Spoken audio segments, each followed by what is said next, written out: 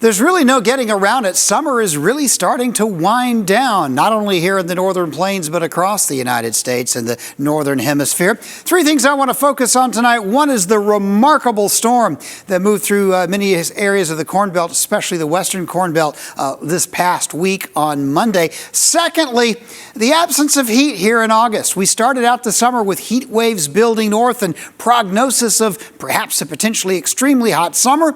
It's been a little warmer than average in many areas, but because of the additional rainfall, soil moisture content has really prohibited extreme heat from really getting a foothold over most of the plains.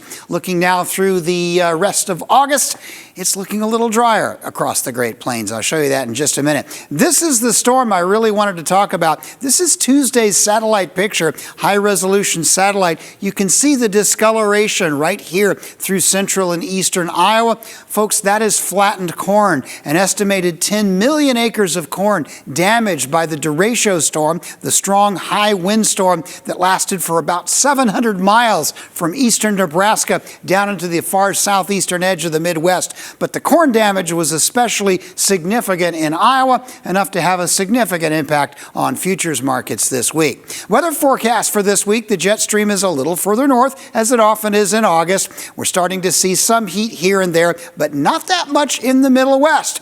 We're having a few days that are getting up to around 90, but we're just not seeing a lot of excessive heat. This week, midweek, looks like a fairly significant cool down. That will quickly move out into the Atlantic and Maritimes. Some warm weather will build in, but nothing particularly hot. The hot weather will be mostly confined to Texas and the deserts of the Southwest, where it's very typical this time of year. Late in the week, another little surge of slightly cool weather. Not quite cool enough for anything unusually cool. I'm not expecting any northern plains August frost this time.